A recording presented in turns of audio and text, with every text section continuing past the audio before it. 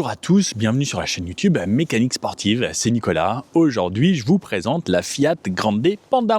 Alors, beaucoup de monde l'a fait avant moi. Je n'étais pas forcément pressé, mais je me suis dit qu'il fallait vraiment que je la fasse et que je prenne mon temps avec cette voiture parce que c'est une voiture hyper intéressante. Je commence à en voir dans la rue, à chaque fois je me dis, il faut vraiment que je la prenne, faut que je la prenne.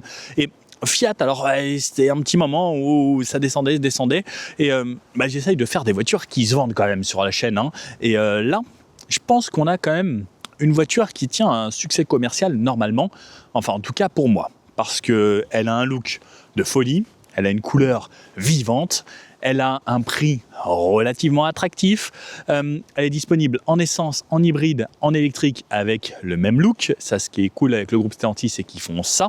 Donc ça veut dire qu'on peut avoir la même voiture et à la fois hybride et à la fois électrique, ou juste essence sur cette version. Elle est accessible à partir de 16 900 €. Alors j'ai vu que là en ce moment il y avait une réduction fin d'année 2025 de 1 000 € sur le site internet en faisant mes recherches. Ce qui commence à être plutôt intéressant. C'est la base de la Citroën C3, donc qui est partagée. On a essayé la C3 et pour moi, je vous avais dit que c'était la voiture la plus intelligente à acheter dans sa version de base si vous recherchez juste un véhicule simple, basique. Là, vous voulez la même chose avec un petit peu plus de fun, de la couleur et autres. On reste quand même sur une voiture qui reste assez accessible, mais avec un look beaucoup plus stylé. Même si la C3 a un petit truc assez fun. Mais ça reste Citroën, c'est plus traditionnel que cette Fiat qui a un look vraiment incroyable. D'ailleurs, n'hésitez pas à me donner votre avis sur le look de cette voiture. Moi, j'aime vraiment beaucoup. Déjà, elle fait 3,99 m de long, sous les 4 mètres. Ça, c'est le top pour la ville. Avoir une voiture compacte, c'est hyper intéressant. Elle fait 1,73 m de large sans les rétros ou 2,01 m avec les rétros dépliés comme ça. 1,58 m et avec le plus haut au bar de toit. Il y a la petite antenne là-bas qui dépasse. C'est une voiture donc disponible et en essence, donc avec le 1,2 litre 110 chevaux, soit en essence hybride comme celle-ci, donc avec le 1,2 litre et la petite batterie de 0,8 kWh qui elle fait 12,5 kg. C'est la petite info fun du jour. Donc à 110 chevaux également, avec la boîte de vitesse 6 rapports. La version essence de base, elle a une boîte de vitesse 6 rapports mais manuelle. Celle-ci, c'est forcément sur les hybrides, c'est des boîtes de vitesse automatiques. Donc je clique, je roule. Et ensuite, sur la version électrique, c'est également forcément automatique puisqu'il n'y a qu'une seule vitesse en électrique. Et en électrique, la batterie fait, elle, 350 kg. À chaque fois, elles font aux environs de 110 chevaux parce que 113 chevaux pour la version électrique, ce qui est largement suffisant pour le quotidien. Celle-ci et la version essence peuvent rouler jusqu'à 160 km/h en vitesse maximum, 132 km/h pour la version électrique. Oui, parce qu'on a une petite batterie, une voiture pas chère, etc. Donc si on dépasse 130 km/h, ça consomme beaucoup. Et en vrai, vous ferez que 100 km sur l'autoroute, ce qui est un petit peu embêtant, gênant. Mais voilà, c'est pas des voitures faites pour faire de l'autoroute. Clairement, n'achetez pas ça si vous avez de longs trajets à faire. Sauf dans les versions essence ou hybride. Là, on peut faire vraiment tout ce qu'on veut. Elle est disponible en 3 finitions. La finition Pop qui est la première. Ensuite, il y a la version Icône et la version La Prima, comme on a aujourd'hui, avec la finition la plus haut de gamme. Les jantes en alu ici en 17 pouces. Sinon, c'est des 16 pouces en Auge-Oliver. On verra qu'on a quand même des écrans à l'intérieur à partir de la version standard. Bref, quelque chose de très correct. Et ce look, j'adore. Moi, je suis hyper fan avec le Panda Nutella, les rappels, les petits Fiat là sur le côté, les logos partout, les petites touches de détail. En fait, il faut que je vous emmène à la main directement découvrir tout ça parce que vous allez voir, il y a tellement de petites choses à gauche, à droite qui font qu'on en oublierait presque certaines. Et c'est possible que j'en oublie. Elle est disponible en 7 couleurs, dont ce jaune, en bronze, en rouge, en vert azur, en bleu, en blanc, en noir. Il va y avoir de la couleur. Celle-ci, moi, je la trouve trop fun. Ça fait un petit peu stabilo, tout ça. Mais au moins, on vous voit arriver. Et celui qui vous dit, si vous avez un accident, je vous avais pas vu, c'est pas vrai. Là, on vous a vu. Bon, au niveau de cette Fiat Grande Panda, regardez, quand je vous emmène comme ça. Alors, le look est très fun. On a vraiment un look de SUV, mini SUV, limite mini Jimny, avec cette couleur, plus ces formes assez carrées. Les feux, regardez, ce qui est hyper original, c'est qu'on a toute cette partie LED ici pixel et les feux sont vraiment en dessous dans un petit bandeau. Et c'est hyper bien intégré, regardez, parce que les pixels continuent là et qui viennent en dégradé avec le Fiat. Pareil, c'est hyper original d'avoir mis le Fiat décalé. Parce que regardez, si je me mets au centre de la voiture, alors désolé pour les ombres, mais regardez, le Fiat n'est pas du tout centré, ça c'est hyper rare dans le milieu automobile d'avoir un logo qui est sur le côté. Moi, j'avais quasiment jamais vu ça. Comme on est sur une version hybride, on a des grilles ici qui sont ouvertes et un petit peu également à cet endroit-là. Je ne crois pas qu'il y ait de volet actif sur ces finitions-là. Mais on retrouve également les petits pixels là. Regardez, la finition est vraiment très chouette. Pareil, le petit ski à l'avant, alors qui donne ce côté baroudeur à cette voiture, et un capot très très à plat. En vrai, si on ne connaît pas les proportions, elle pourrait paraître beaucoup plus grosse selon les angles. Ce qui est top ensuite, c'est ces arches de roue ici plastique. Alors pareil, on retrouve le logo Fiat ici que l'on avait à l'époque. Ces jantes en 17 pouces, on a les freins à disque à l'avant et à l'arrière sur cette version. Sur la version la plus standard, on aura des tambours à l'arrière. Donc là, comme on est sur une version hybride, 4 freins à disque, sinon les versions essence, freins à tambour à l'arrière. Capot très à plat comme je vous disais. Ce mix entre le noir et le jaune, très très très cool. Et même le jaune, regardez, quand on regarde les paillettes, eh bien c'est franchement super joli. Au niveau des rétros, on retrouve du noir, les entourages noirs, vitres arrière surteintées parce qu'on est sur la version la plus haut de gamme aujourd'hui. Le panda intégré dans les portes, juste ici. Donc c'est directement fait dans la tôle. Le petit bas de caisse, pareil, un petit peu retravaillé avec le plastique qui fait le tour des arches de roue, comme on retrouve sur quasiment tous les SUV de nos jours. On n'a pas de caméra sur les rétroviseurs et autres, on a juste une caméra de recul. Les poignées en noir pour contraster un petit peu avec la voiture. À l'arrière, on retrouve également donc, le petit Fiat. Ici, on retrouve un Fiat. Alors là, selon comment on est placé, on le voit pas ou on voit les lignes. Alors, je ne sais pas si... Voilà, mais selon la lumière, ce sera différent. Le 3/4 arrière, regardez, donc là, on voit quand même un petit peu la ressemblance avec la version Citroën C3 au niveau des proportions, de la taille, etc. Alors, ils ont quand même gardé quand même beaucoup d'équivalence. Le 3/4 arrière est juste sublime. Regardez ce travail-là. Franchement, moi, je ne m'attendais pas à une Fiat. Vous cachez le logo Fiat, vous me demandez ce que c'est, j'ai aucune idée de ce que c'est. Ensuite, on retrouve le petit panda là-haut également, donc sur ces barres, donc les barres là comme ça. Alors elles sont pas comme chez Dacia, elles sont pas modulaires, elles sont standards comme ça dans le sens de la route. Les feux également qui dépassent, alors avec un truc très cool, c'est pareil avec pixel LED, donc on a des feux full LED à l'arrière parce que ça s'allume, c'est également en LED avec donc ce 5 ici qui est dessiné. On retrouve le panda là dans la carrosserie, alors c'est pareil, vous voyez, alors c'est pas forcément tout écrit, mais on comprend très très bien, et le hybride pour nous rappeler la version que l'on a. On a un petit béquet assez joli, pareil, et pareil, tout est carré, vous voyez, tout est découpé, même au niveau de la découpe du troisième feu stop, tout est découpé hyper carré. On retrouve donc sur cette arrière une voiture qui ressemble à ça, donc avec la petite lumière. Alors, le jaune là lui fait pas forcément honneur avec cette caméra et ses conditions en forêt, mais c'est plutôt joli. Au niveau de l'arrière, on a une caméra de recul ici, un feu anti-brouillard là en plein centre, l'échappement qui est là ici sur le bas. On retrouve également pas les enjoliveurs, les réflecteurs catadiopes là sur l'extrémité et le crochet d'attelage que l'on mettra ici. Je vais revenir sur le coffre parce que là j'ai pas la valeur avec moi. De ce côté là, la trappe à essence, et là comme vous voyez vraiment sur le côté, on a vraiment cette sensation de mini SUV de cette façon. Alors les coffres, on a 412 litres sur cette version ou 361 sur la version électrique. Je vais pouvoir vous le montrer. Hop là. Donc j'ouvre. Alors c'est un petit peu décalé puisque la caméra est au centre et il faut ouvrir ici sur la droite. Donc ça ressemble à ça. Alors on peut voir, il y a les gens qui sont revenus. Ils sont en train de faire leurs étirements. On a la banquette sur cette version la plus haute en 40-60, sinon c'est une banquette en une seule partie. Et donc vous pouvez voir là les 412 litres de volume de chargement. Alors ça, j'ai fait mes petites courses de Noël hier. Hop, on retrouve en dessous encore le kit anti-crevaison. Alors je ne sais pas si on peut avoir en option une petite roue de secours ou pas. On a des crochets là, on a des crochets pour les sacs de course, un ici également. Bref, quelque chose ensuite de très très simple sur l'arrière de cette voiture. Est-ce que je le fais là avec tout le monde qui me regarde? Ouais. Allez, on s'en fout, on n'a pas honte. Vous me connaissez, et je sais que si je le fais pas, vous n'êtes pas content. Donc regardez, hop, je vous remets là sur le trépied et je vous ramène là-bas. Les gens vont se dire, mais que fait ce jeune homme à vouloir se glisser dans un coffre? Mais tout ça, c'est pour vous. J'espère que vous avez tous mis un petit like, parce que regardez là, hop, les gens vont me regarder. Est-ce que je fais en sorte que vous les voyez pour voir les réactions? Non, on va pas filmer les gens à leur insu, mais ils vont se dire, qu'est-ce qu'il fait ce monsieur? Et ça c'est sûr, regardez. Et là ils vont voir des jambes dépasser, hop, aïe, et ça se relève. Et là ils doivent se dire, mais qu'est-ce qu'il fout?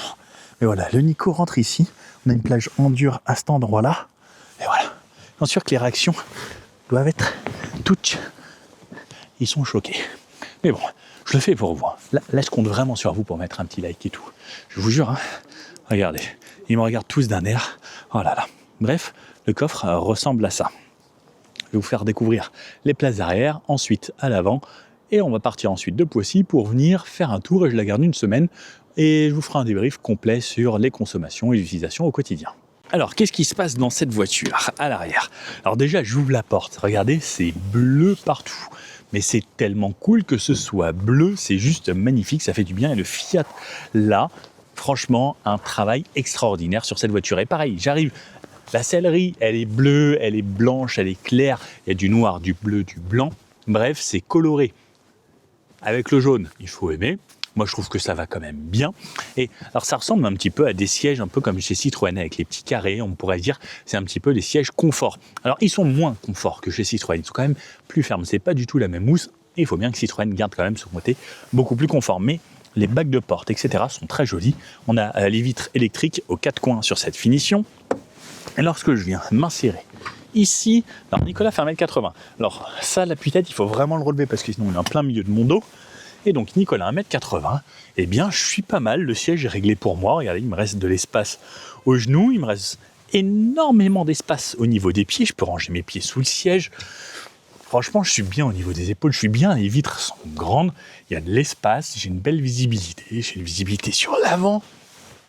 Je suis bien, alors les sièges sont très ouverts ici, ce qui me permet d'être même un petit peu plus gros, et je pourrais me permettre d'avoir de l'espace ici, j'ai un accoudoir sur le côté. Clairement, je suis pas mal. On a des poches sur le bas, on a des poches sur le haut pour mettre ses smartphones, par exemple. Et franchement, la texture est plutôt agréable. Alors, ce n'est plus du cuir, c'est une sorte de simili, mais qui est agréable au toucher. On est pas mal. On a deux ports USB-C positionnés ici sur le bas. On n'a pas d'ouverture ou de rangement à cet endroit-là. La banquette sera en 2 tiers, 1 tiers sur cette finition la plus haute. Sinon, c'est une banquette seulement. Et on a une fixation top laser Isofix ici. Et de ce côté-là, non. Donc 2 sièges bébés. Et clairement, j'ai de la place pour la tête et tout. Je suis clairement bien dans cette voiture. Alors, elle a un look un petit peu SUV mini 4x4, mais au moins c'est pratique. Place du milieu. Hop, très confortable parce que la banquette est en une seule partie ici. Donc c'est confort. Le dossier, pour rien vous cacher, c'est un des dossiers les plus confortables que j'ai essayé.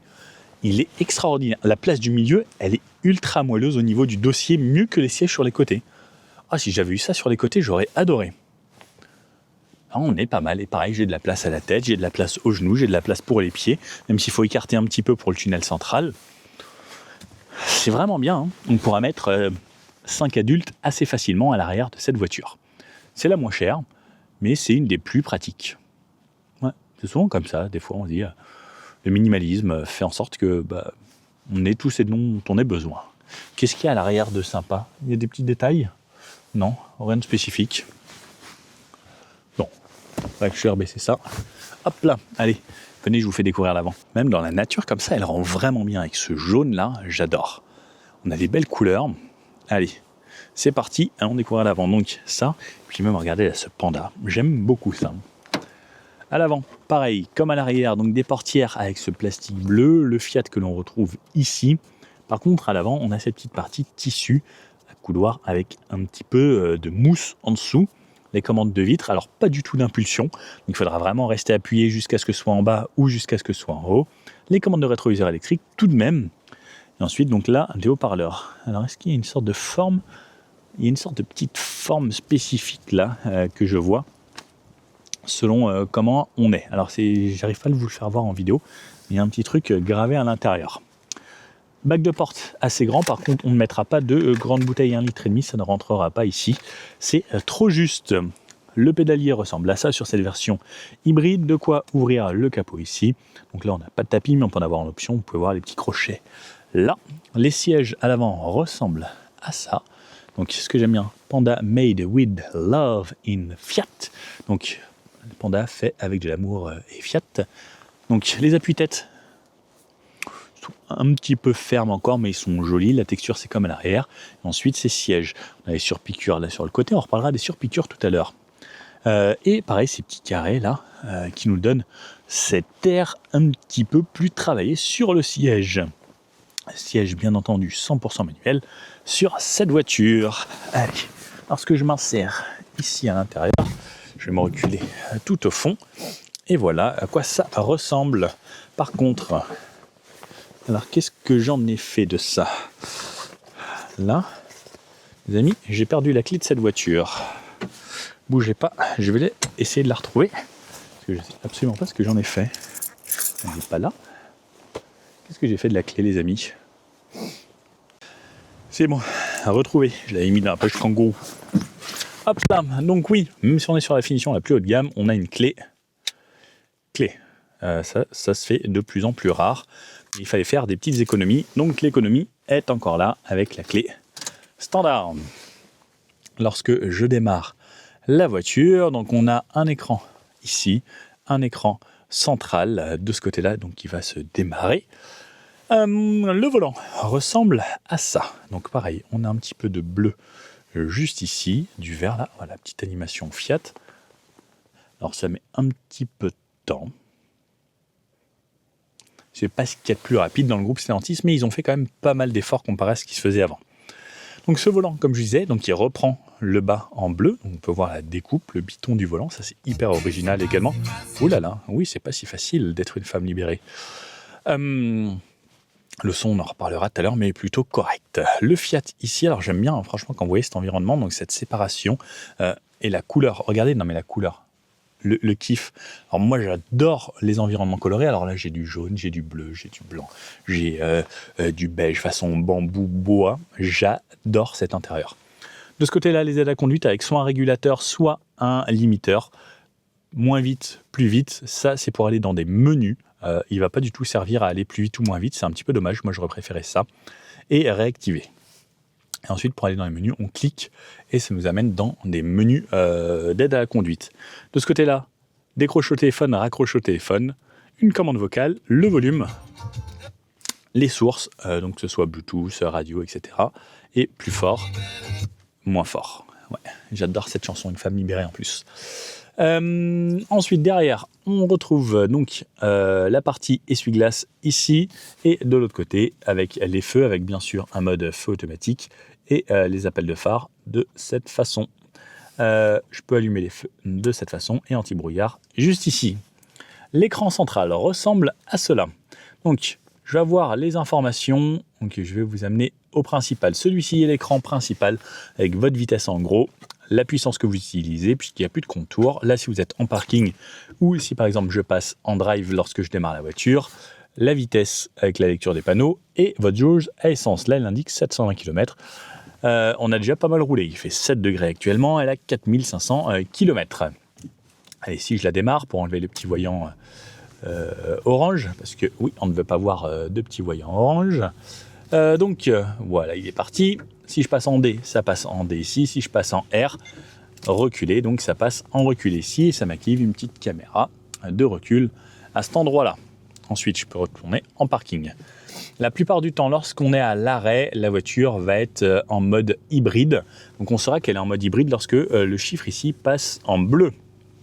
Ensuite, les menus, grâce à la touche ici, comme dans le groupe Stellantis, Peugeot, etc., on va pouvoir faire défiler les infos de consommation du trip 1, du trip 2, ensuite la consommation en instantané lorsqu'on roule.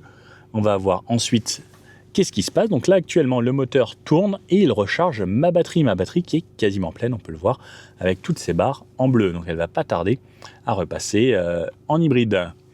Et voilà, on retourne au menu standard. Ensuite, on a cet écran, juste ici. Alors cet écran, une touche home ici, une touche radio, une touche téléphone, une touche navigation.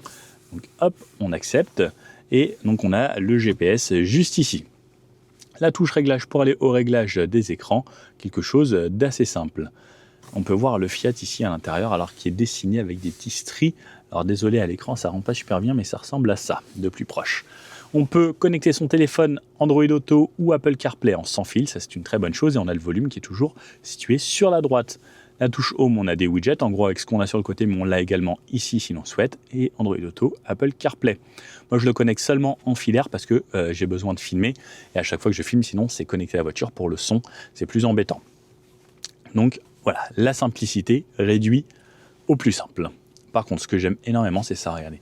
Cet entourage jaune là, vous pouvez le voir ici avec cet effet de transparence avec le soleil, et la petite voiture là dans cet effet de transparence, c'est quand même très cool. Alors on peut aller toucher derrière et toucher cette voiture, c'est plutôt cool. Limite, ce qui serait intéressant, c'est qu'ils inventent des trucs qu'on puisse mettre ici pour décorer ou autre.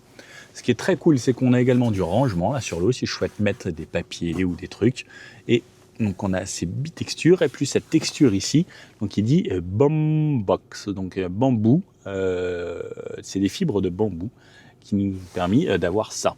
Donc on a une boîte à gants ici, là hop, donc on ouvre, comme on pourrait retrouver sur un utilitaire avec le petit logo au fond, et on retrouve en plus une vraie boîte à gants très spacieuse ici en plus. Alors je pense que limite on peut mettre 2 bouteilles de 1,5 litre ici, je pense que ça passerait presque.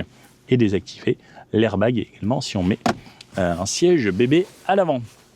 Donc sur la partie centrale, on trouve 2 aérateurs ici, 2 aérateurs aux extrémités que vous pouvez voir qui sont très jolis, et également ultra cubiques, un petit peu comme les feux à l'arrière. Le verrouillage de la voiture pour fermer donc toutes les portes, le warning, la partie climatisation. Comme c'est la finition haut de gamme, on a les sièges chauffants sur 3 positions et le volant chauffant qui est la meilleure invention de l'homme. La climatisation en mode auto si je souhaite. Alors moi j'aime bien laisser à ma façon le pare-brise dégivrant qu'on a sur cette finition la plus haut de gamme. Alors je ne sais pas si vous réussirez à le voir, alors bougez pas, j'essaie de vous montrer ça à chaque fois, mais c'est très très difficile. C'est rempli de petits filaments dans le pare-brise. Climatisation auto, dégivrage, etc. Ensuite on a 2 ports USB-C ici.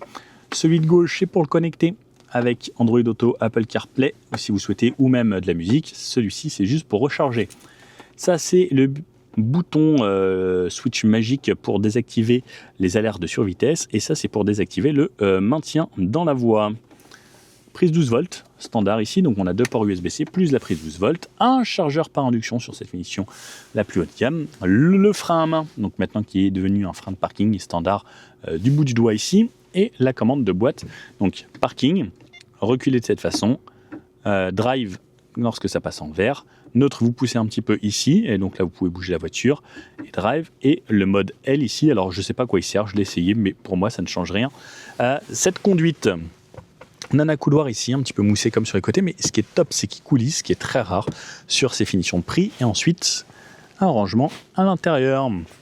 On retrouve porte-gobelet ici, donc avec ces parties que l'on peut bouger, séparer, intervertir, faire ce qu'on veut, ou tout vider pour avoir un grand espace de rangement. Là-haut, on retrouve donc ça, à chaque fois que je vais ouvrir la porte, ça va m'ouvrir. Sinon, c'est des vraies touches, comme ça, des vrais boutons. Donc, on a des LED, par contre, bien blanches, ça c'est top. La touche assistance et la touche SOS. Le rétroviseur, alors très standard avec les gros bords en plastique, mais qui se teinte automatiquement. Et le pare-soleil, juste ici, avec de quoi mettre des cartes sans miroir, ni pour moi, ni pour mon passager. Il faudra utiliser ce rétroviseur central. Les rétroviseurs sur les côtés sont en standard. On n'a pas d'avertisseur d'angle mort ou autre. On retrouve des petits haut-parleurs sur les extrémités ici et dans les portes. Et voici à quoi ça ressemble, donc cette Fiat Grande Panda.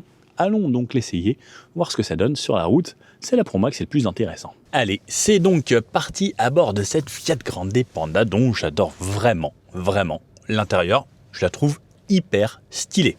Je remets à zéro les compteurs. Je vois que le précédent utilisateur a fait 7 litres de moyenne sur 90 km, peut-être de région parisienne. Moi aujourd'hui, là, je suis parti également pour 89 km, mais on va faire beaucoup plus. Et surtout, je la garde quelques jours, quasiment une semaine. Donc, je vais pouvoir vous refaire un débrief tout à la fin des consos. Mais en tout cas, premier abord, c'est que j'adore l'intérieur, même si c'est plastique et tout, moi, je m'en fous totalement. C'est juste trop stylé, et toutes les petites touches, ça, la couleur, la coudoir qui vient là, bref, elle est vraiment très cool. Donc ce que je fais, donc itinéraire 1 et itinéraire 2 je remets ici à 0 et ça me permet donc de partir drive juste ici et elle démarre même lorsque je pars tout doucement en électrique avant de me démarrer. Le moteur thermique, dès qu'elle va en avoir besoin par exemple, hop, dès que je sollicite un petit peu plus. Donc cette motorisation maintenant, on commence à bien la connaître dans le groupe, utilisée sur quasiment toutes les voitures. Alors, sur une petite voiture comme ça, c'est top. Petit Dodan. On sent quand même un petit peu de fermeté sur cette voiture. Après, elle a l'air de s'appuyer un petit peu comme ça. On a une direction toujours à la Fiat très assistée. À l'époque, il me semble que la Panda avait même un mode City où on pouvait vraiment tourner d'un bout de doigt directement. Ce que je vais faire également, s'il fait frais aujourd'hui, je vais m'allumer mes sièges chauffants et mon volant chauffant. Le volant chauffant, c'est une de mes options préférées. Autant le siège chauffant, je trouve ça cool, mais le volant chauffant, ça c'est vraiment top. Sur les Dodan, on sent que c'est un petit peu ferme. Alors, contrairement à la Citroën qui, elle, absorbe vraiment beaucoup plus tout. Là, on a l'impression qu'on a une voiture qui est partagée également. Mais déjà, au premier abord comme ça, on sent que elle risque celle-ci d'être peut-être un poil plus dynamique avec un tarage un petit peu différent. Ouh là, ça freine fort dès qu'on appuie sur la pédale de frein. Surtout à basse vitesse, parce qu'à chaque fois en plus, donc comme on est sur une motorisation hybride, sur cette motorisation, il y a déjà une sorte de freinage moteur électrique dès le départ. Donc dès que je relâche, hop, ça ralentit déjà pas mal. Et ensuite, combiné au freinage, c'est vrai que ça va ralentir assez vite. Et surtout, comme c'est une voiture très légère, avec des freins récents et tout ce qui va bien, ça ralentit pas mal. C'est vrai que là, sur ces trucs jaunes et noirs, là, ça c'est vraiment une horreur, ces trucs-là. Là. Je déteste les mecs qui ont inventé ça. Ça sautille. Par contre, le volant chauffant chauffe très vite. Et ça, c'est un régal parce que là, j'ai froid aux mains. Il fait actuellement 9 degrés. Ah non, c'est parce qu'elle a été rangée en intérieur. Mais il faisait 3 degrés tout à l'heure, moi, quand je suis arrivé. Ouh, belle petite MX-5. Ça, j'aime beaucoup. Ça, c'est très sympa. Elle me manque, ma MX-5. Je m'en rachèterai sûrement une. J'en ai déjà eu 2. Ça, c'est vraiment une des voitures plaisir par excellence avec un rapport qualité-prix au top. Surtout que la dernière, je l'avais payée 6 500 €. Je l'avais gardée quelques années. Et je me suis rendu compte qu'en fait, quand je l'ai revendue à un copain 5 500, alors que les prix avaient augmenté et j'aurais pu la vendre 9 000, quoi. Mais bon, c'est comme ça. C'est la vie. Quand on roule, alors, le moteur, tant qu'on monte pas haut dans les tours et autres, bas comme ça, il est plutôt agréable. Alors ça, les pip, ils ont mis le petit bouton ici. Ok, alors je pense qu'il faut que je reste appuyé dessus. Je pense que c'est ça. Exactement, si je reste appuyé dessus, ça me désactive le pip d'alerte de survitesse parce que j'étais à 31 ou 32 km/h au lieu de 30. Alors c'est pas bien, il ne faut pas dépasser la vitesse réglementaire. Mais c'est impossible à respecter en France. Il y a beaucoup trop de panneaux, beaucoup trop de zones. C'est pas possible. Donc au final c'est plus stressant. Donc merci Fiat d'avoir mis le petit bouton là, c'est juste parfait. On va tester les aides à la conduite. Je vois que j'ai l'assist et autres juste ici. Donc là je suis parti pour me taper des bouchons et autres normalement. J'avais 1h21 de route là au départ. Et on va faire bien sûr un tout type de route. Donc là vous pouvez voir qu'on fait donc de la ville. Donc on est à Poissy, je vais aller la chercher à l'usine Stellantis. En vrai, elle a toute la simplicité, j'aime bien. Les vitres sont grandes. La couleur à l'intérieur, je vous jure, ça fait un bien fou au cœur. C'est un plaisir que de voir des voitures noires, tristes et tout. Ça change la vie, clairement. Et même la couleur, on le sait que c'est bon pour la santé. Il faut avoir de la couleur dans la vie. Alors regarde-moi, c'est genre gris, noir, gris, rouge, ça c'est bien, rouge, ça c'est bien. Blanc, noir, gris, gris, gris, noir, blanc, gris. Une Peugeot, bleu, gris, blanc, blanc qui me double, noir, blanc, noir, blanc, noir, noir. On pourrait jouer à ce jeu-là très très longtemps. On se fait chier en France, quoi. Gris, noir, gris, blanc, gris. Ah, une Peugeot, jaune. Gris, gris, gris, gris, rouge. Ouais. À chaque fois, c'est les Peugeot qui sont colorés. Merci Peugeot de faire des voitures de couleur. Je m'en étais jamais rendu compte. Mais Peugeot, c'est une des marques qui fait plus de couleurs. Mais regardez l'ennui. Gris, bleu, un bleu. Wouhou. Il n'y a que sur les petites citadines où les gens, des fois, osent un petit peu. Mais sinon, une Fiat 500, bleu turquoise. Qu'est-ce que vous en pensez, vous ? Vous êtes aussi du style, non, je vais me prendre une voiture ennuyante, c'est triste, ouais, c'est gris, blanc, noir. Une Twingo orange, moi j'ai une Twingo jaune. Je vous jure que quand je la vois, je suis content. Ça met un petit sourire, genre, elle est jaune. Alors c'est peut-être pas aussi facile à revendre, effectivement, après, des fois, parce qu'il faut que ça plaise. Mais il y a toujours quelqu'un à qui ça va plaire. Et il faut mettre de la couleur. Là, je suis à 50 km/h. Alors, j'ai pas de contour, j'ai le truc power. J'ai pas de mode sport ou autre à aller activer. Franchement, pour rien vous cacher, pour une voiture à ce prix-là, de ce format-là, ça fait bien le boulot tant qu'on n'accélère pas comme un crétin. Ça va bien. Ici, c'est 70. Quand j'accélère un petit peu plus, comme c'est une voiture légère, elle n'a pas forcément besoin de tomber un ou deux rapports. Elle accélère assez facilement. À 70 km/h, je commence à entendre un petit peu les bruits d'air, mais c'est très très léger, hein. C'est vraiment, voilà, parce que c'est une voiture qui est peu insonorisée, comparée aux voitures beaucoup plus chères. Mais en fait, le rapport qualité-prix a l'air quand même très très intéressant. Les sièges, alors, par contre, petit truc que je pourrais noter, moi je viens de l'apprendre et je sens que là, ici, ça a l'air de plutôt bien maintenir. Mais c'est peut-être un petit peu dur et comme c'est tout droit et qu'il n'y a pas de forme qui s'adapte au corps, eh bien, ça m'appuie un petit peu ici. Et en fait, j'ai le petit bout de gras ici qui est pile poil dans la couture et qui fait que je sens la couture. Alors, je suis quelqu'un d'assez sensible et justement, j'ai développé cette sensibilité pour avoir un aspect général de la voiture et ressentir au mieux. Et justement, je pousse un petit peu à l'extrême souvent dans mes essais, tout ça. J'essaye de vous en donner le maximum. Après, il y a des fois des choses où j'en parle beaucoup avec les ingénieurs de certaines marques, parce qu'il y a des marques hyper intelligentes. Quand je fais un essai, ils viennent me voir, ils me disent, voilà Nico, dis-nous vraiment ce que tu en as pensé au global, avec vraiment en allant pinailler sur des petits détails où je le fais pas forcément dans les vidéos.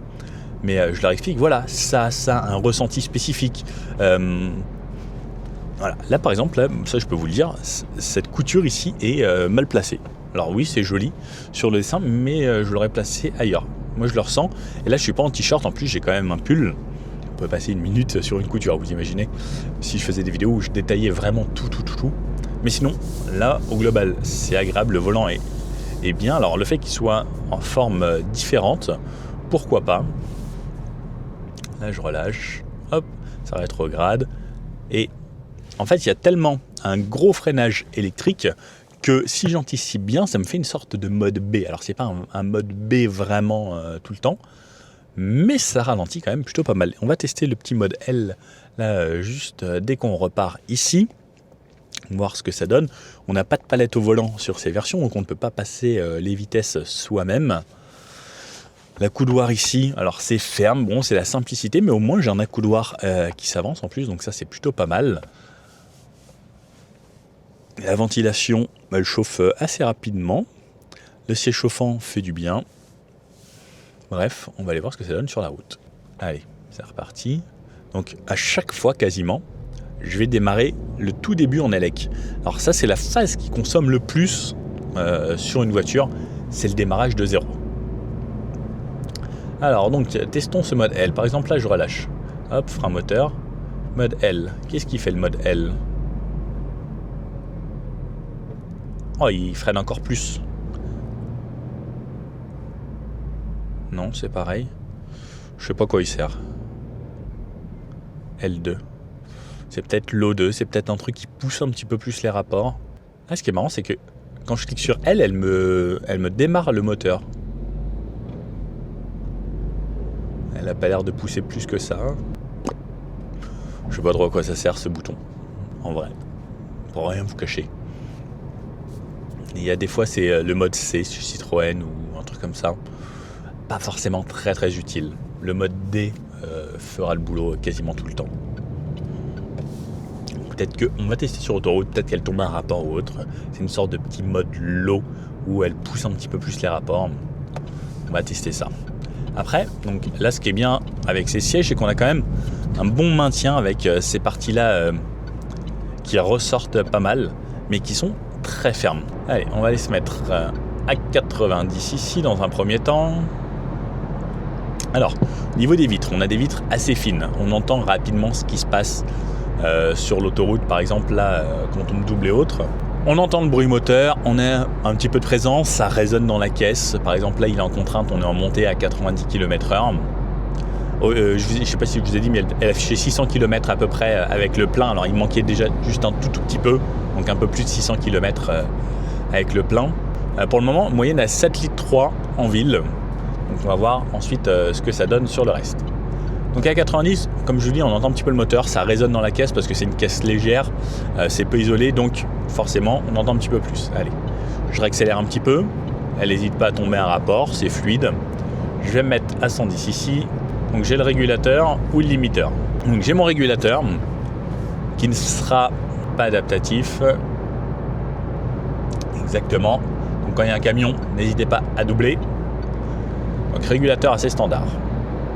J'entends pas mal ce qui se passe à l'extérieur, mais ça va. Si vous mettez un petit peu de musique, ça sera largement correct. Et je vous fais de l'autoroute, après il y a du 130 un petit peu plus loin, parce que je respecte au maximum toutes les limitations de vitesse, et à 110. Alors j'ai les bruits de roulement, les bruits du vent sont quand même vraiment bien contenus. Bon, ça reste une voiture assez standard. Au niveau de l'amorti, ça a l'air correct. Ouais, je suis plutôt pas mal. Je vous reprends lorsqu'on est dans du 130 km/h, route de campagne, du sinueux, etc. etc. Alors me voici dans les joies de l'Île-de-France, le bouchon. L'énorme bouchon, toutes les voies, ça se rabat, etc. Pour le moment, donc, j'ai fait 35 km, j'ai une moyenne de 5,5 litres. Donc lorsqu'on est à régime stabilisé, même à 110, on voit que la conso baisse assez facilement. Là, dans ces phases, par exemple là où je suis à bas régime et autres, c'est quand même plutôt agréable. Le moteur est assez discret, tant que, comme d'hab, je n'appuie pas trop fort sur la pédale. La boîte fait bien son boulot. Chaque fois que je m'arrête, il y a le start and stop, ça fonctionne plutôt bien. Et au final, ouais, ça reste pour moi, je pense, également avec la Citroën C3, donc sa cousine, sur la même plateforme, même châssis et autres. Sûrement une des meilleures citadines, parce que niveau encombrement, prix, prestations, look, etc., ça reste assez imbattable. La sono est plutôt correcte pour une voiture de ce prix-là. Et on voit que niveau sono, les gens et les marques ont fait quand même beaucoup. Alors, un petit à-coup comme ça. Alors ça arrive de temps en temps quand le moteur thermique se relance vraiment. Mais sinon, on a de très très fortes parties où on est en électrique. Bougez pas que je vous confirme quelque chose. Ouais. Je vous confirme que donc quand les chiffres sont habillés un petit peu de bleu sur le bas, ça veut dire que je roule en électrique. Là par exemple, je suis repassé en électrique. Et que lorsqu'ils sont tout blancs, comme d'habitude chez Stellantis, eh bien c'est qu'on est avec l'essence qui tourne. Et il y a pas mal de phases où, par exemple, dans les bouchons comme ça, eh bien je suis en 100% électrique. Et ce qui est plutôt pas mal. Allez, on va laisser passer la petite Peugeot. Donc en fait, ce qui fait qu'à basse vitesse comme ça, quasiment tout le temps dans les bouchons, vous allez être en élec. Alors la batterie est assez petite, au bout d'un moment il va falloir qu'elle se recharge, donc le moteur thermique va retourner. Et ensuite, vous allez avoir des phases comme ça. Donc là, par exemple, je suis en élec. C'est plutôt bien. Cette mild hybride améliorée, c'est bien poussé et ça fonctionne relativement bien. Là, par exemple, là, allez, jusqu'à combien je vais pouvoir rouler en élec? À quel moment elle va me redémarrer le thermique? Là, je suis à 25, je suis toujours en électrique. Donc, on a l'impression d'avoir une vraie full hybride. Mais il faut être très, très doux sur le dosage de l'accélérateur pour justement ne pas faire en sorte que le moteur thermique se redémarre. Et à chaque fois que je relâche comme ça récupère un petit peu d'énergie également. Allez, j'essaye d'aller le plus vite possible sans démarrer le moteur thermique. Alors là, ça fait déjà pas mal de temps que je roule en élec. Même à 30, je suis encore en élec. 33, 36, toujours en élec. Hop, et ça ralentit, je recharge un petit peu. Et en fait, le but, c'est ça l'éco-conduite. C'est d'anticiper un petit peu. Par exemple, là j'y vais très très progressivement. Ah, voilà, 33, il vient de se redémarrer, mais vous avez vu, on a quand même fait pas mal de mètres, même en centaines de mètres, en 100% élec. Et donc là, ça redémarre. On l'entend tout de suite quand le moteur se redémarre. Hop, et si je relâche, je repasse en élec. Vraiment comme une vraie full hybride. Et là, comme je suis tout doux sur l'accélérateur juste pour maintenir la vitesse, je suis encore en élec à 50. Ça fonctionne plutôt bien. Si vous jouez bien le jeu de l'éco-conduite, je pense qu'on pourra faire de très très bonnes consos avec cette voiture. À haute vitesse, quand le moteur se redémarre et qu'il switch entre électrique et thermique, ça se sent pas. Mais des fois, on a juste des petits à-coups lorsqu'elle repasse une première ou une deuxième, où c'est un petit peu brusque. Mais sinon, la plupart du temps, c'est très très fluide. Bon, petit point conso, j'en suis à 50 km. J'ai une moyenne là qui vient de remonter à 4,9 litres puisque je viens de repasser ici là sur du 110 et qu'on a un petit peu remonté. J'étais entre 4,7 litres et 4,8 litres, ce qui est vraiment hyper intéressant. Là, je remonte puisque on a la vitesse plus haute et ensuite on va aller se faire d'autoroute à 130. Alors, on en arrive à la partie autoroute ici. Donc, ce que je vais faire, c'est me régler donc mon régulateur à 130 km/h juste ici. Hop là, 130. On est bon. Donc, et comme je disais, j'ai pas de contour. J'ai juste une jauge power recharge. Le moteur, je l'entends un petit peu. À 130, on a les bruits du vent, donc un petit peu sur les côtés, sur le pare-brise et autres. Mais ça reste correct, on va dire, sachant ce qu'on a comme voiture. Depuis tout à l'heure, j'ai une moyenne à 5 litres sur 76 km, ce qui reste relativement convenable, 5 litres au 100. L'hybridation fonctionne plutôt bien, donc on a ce moteur 1,2 litre que l'on connaît, avec cette puissance un petit peu réduite. Seule petite chose que je peux noter, c'est au freinage, des fois oui c'est peut-être un petit peu brusque. À haute vitesse ça se ressent moins, mais dans les bouchons ou en ville, on le ressent quand même pas mal. À 130, lorsque je suis à régime stabilisé, là on est sur une zone à peu près plane, il me dit entre 6,5 litres et 7,5 litres à peu près en moyenne de ce que je vois depuis tout à l'heure. Allez, j'arrive à la campagne sur des routes ici extrêmement dégradées, ce qui me permet de tester également le confort. Je fais exprès de rouler dans les trous, les anomalies. La suspension reste correcte. On a un petit peu de fermeté au niveau des sièges. Alors là, les gros nids de poule, on va les éviter parce qu'on ne va pas casser une jante non plus. Mais ça reste plutôt pas mal. Je laisse passer du monde, la réaccélération, sans appuyer à fond. Alors, on entend un petit peu le moteur, mais il essaye de passer assez vite les rapports tant qu'on n'appuie pas vraiment full pédale. Bon, ça reste très correct au niveau de l'amorti. Alors, c'est pas ce qui se fait de plus confortable. Les sièges sont un petit peu fermes, je pense que ça joue aussi. Mais c'est plutôt pas mal. C'est plutôt pas mal. Donc là, il va y avoir le gros trou. Alors, je vais faire attention parce que je transporte des pots en verre dans le coffre. Mais même pour la campagne, ouais, c'est vraiment correct. Faut juste pas que j'oublie de changer mes pots en verre. Non, ça va. C'est un bon mix entre l'élasticité et la fermeté. Ça reste très correct niveau suspension. Alors, comme d'habitude, route où il n'y a absolument personne, 0 à 100 et 100 à 0. Allez, pied dedans. Allez, ça part bien.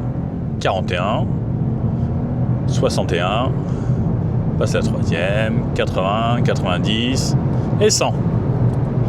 Ça reste largement suffisant. Allez, le 100 à 0. Ouh!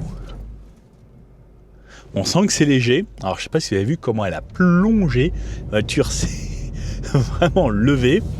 Je reste dans le confort, moi, même sur un gros freinage. Alors, moi, j'appuie très fort pour déclencher l'ABS et tout. Vérifier que la voiture reste bien droite. Elle est restée droite, elle a suivi sa trajectoire. Elle a légèrement tourné sur le départ, vraiment en impulsion. Alors après, on est sur une route aussi qui n'est pas forcément droite, donc c'est normal. Mais elle a quand même ensuite suivi vraiment ce que je lui disais. Je me sens quand même assez en sécurité. D'ailleurs, donc là, on a roulé 95 km et cette fois-ci, elle m'affiche 765 km restant d'autonomie. Donc comme quoi, je pense qu'on pourrait tabler sur un 800 à peu près en conditions réelles comme ça, comme je conduis moi, de façon un petit peu standard sans trop pousser et sans trop tirer. Allez, c'est parti pour le test très dynamique que je fais tester à toutes les voitures lorsque je les ai ici. On va voir ce que ça donne. Alors, que ça tient bien la route. Ça a l'air, jusqu'à là. Ouais, c'est pas mal. En vrai, comme c'est léger, ça a l'air plutôt bien. Ça tient pas mal pour ce genre de petits pneus. Ça amortit quand même bien parce que c'est une route remplie de défauts ici. Ouais, c'est plutôt chouette. Sur le freinage, tant qu'on ne fait pas le freinage d'urgence, elle reste plutôt à plat. Elle s'écrase pas tant que ça.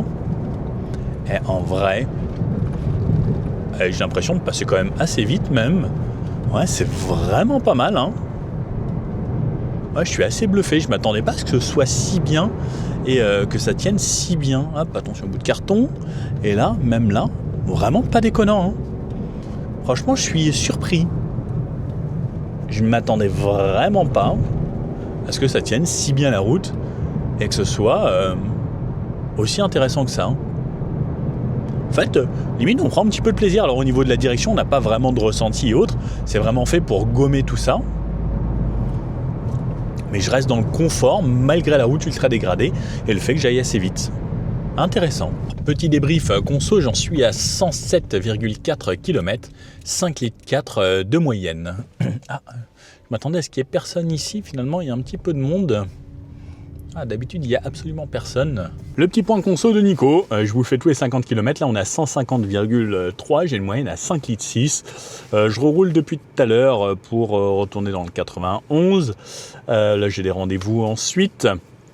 5,6 litres et cette fois-ci j'ai décidé de conduire de façon un peu plus dynamique sans ménager trop la voiture parce que je suis en retard à un rendez-vous pour rien vous cacher. Et 5,6 litres de moyenne. Je continue les consos, tout ça. Je vais garder cette voiture pas mal de temps. Je la reprends ce soir pour aller à un autre rendez-vous. Et comme ça, je vous la teste de nuit et les feux, tout ça, tout ça. Bref, je vous reprends tout à l'heure. Alors, voici à quoi ça ressemble en pleine nuit. Parce que je vous avais dit que je vous ferais un petit bout de nuit. Donc, éclairage full LED. Donc, l'avantage du LED, c'est que c'est bien blanc. Petite vue tableau de bord compteur. Donc là, on peut voir au tableau de bord qu'on a marqué plein phare automatique.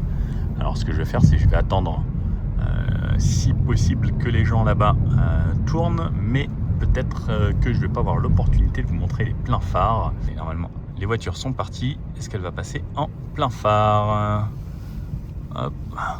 Alors non, là elle ne passe pas automatiquement en plein phare. Là on arrive sur l'autoroute. Alors est-ce que ici, avec la vitesse, voilà, plein phare automatique. Donc là elle est passée en plein phare. On peut voir que c'est éclaire bien blanc au loin.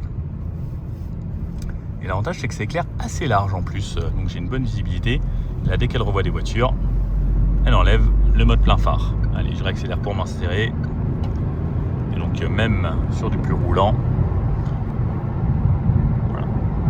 petit bout de nuit. Bon, et bien comme vous me connaissez maintenant, tous les 50 km je vous fais un point conso, 5,7 litres sur 200 km, en ayant fait principalement de la ville ces derniers temps. Le point conso, 306 km et des bouchons, toujours utilisation quotidienne. Là ça va être surtout de l'urbain maintenant, mais voilà à peu près la réalité de la chose. Les amis, dernier point conso, 414 km avec une moyenne à 5,7 litres au 100. Ça y est, c'est fini. Ça fait une semaine que je passe avec cette petite Fiat Panda. Qu'est-ce que j'aime, qu'est-ce que j'aime pas? Donc on a bien fait les retours. Et tiens, d'ailleurs, le dernier trajet, 3,9 litres sur 4 km depuis que je viens de refaire de l'essence. Qu'est-ce qu'on pense de cette voiture? Je la trouve très sympa. La tenue de route est incroyable. Je l'ai essayé façon dynamique, mais avec des amis, ont été très surpris, des amis pilotes, instructeurs. C'est agréable. Moi, j'aime beaucoup le côté coloré, etc. Pour moi, le souci, surtout, ça vient du moteur électrique qui régénère beaucoup trop d'énergie sur ces nouveaux 1,2 litre avec cette hybridation. En fait, comme ils veulent recharger très vite la petite batterie, mais en fait, ça fait un gros freinage et dans certains cas, je trouve ça un petit peu désagréable. C'est le cas pour quasiment tous ces moteurs. Mais j'ai l'impression qu'il était particulièrement prononcé sur cette voiture. Après, l'intérieur est agréable, j'étais bien. Le son, j'ai réussi à le régler pour que ça devienne à peu près correct. L'environnement, comme je vous disais, moi j'aime beaucoup cet environnement coloré, le fait que ce soit fun, le fait que la voiture soit jaune, il y a de l'espace dans le coffre, vous avez pu le voir avec tous les packs d'eau et autres. C'est plutôt agréable, et d'ailleurs ce moteur, soit là-dessus ou sur cette C5 Aircross, c'est le même, ou cette 3008, c'est le même. Donc le fait qu'on ait celle-ci qui a un petit gabarit avec le moteur qu'on a dans les plus grosses, alors c'est le même sauf qu'il a été remis à 110 chevaux, et pour rien vous cacher, 110 chevaux sur cette voiture, ça marche plutôt bien, comme un 136 sur la plupart des autres. Donc j'aime bien. Seul point négatif pour moi, c'est vraiment cette récupération qui est vraiment trop brusque, et même à haute vitesse et en ville des fois, dès que tu freines, c'est un peu trop brutal. À part ça, c'est plutôt agréable, la consommation reste correcte, surtout que j'ai fait beaucoup de villes, beaucoup de bouchons, une utilisation quotidienne de région parisienne, et on a pu le voir que lorsqu'on roule hors de la ville, si vous êtes à la campagne, vous allez descendre facilement, moi je pense même en dessous de 5 litres sans trop de problèmes, puisque le moteur est quand même plutôt efficient. Une petite C0. Je me rappelle, j'avais bossé et je parlais de cette voiture à l'époque quand j'avais bossé pour Citroën sur le salon d'auto. J'étais hôte. Bonjour. Voilà, petit truc. Donc là, on est à l'usine Citroën. Donc là, il y a plein de voitures Stellantis. Là, il y a les Lancia que je vous ai déjà fait. Il y a la nouvelle 308. Il y a des Leapmotor. Alors, Leapmotor, est-ce que ça vous intéresse, vous ou pas, cette marque chinoise qui est distribuée maintenant par Stellantis? Ils se sont dit, tiens, ça peut être intelligent si on bossait avec quelques Chinois quand même, parce que je pense qu'ils vont envahir le marché. Voilà, j'ai jamais essayé encore. N'hésitez pas à me dire si ça vous intéresse, comme ça on les contacte. Bref, si vous avez bien aimé la vidéo, petit pouce bleu comme ça, n'hésitez pas à vous abonner. Et normalement, là, vous avez un essai détaillé avec les consos, tout type de route et tout, comme d'habitude, quoi. Bon, allez, des bisous les copains, à bientôt.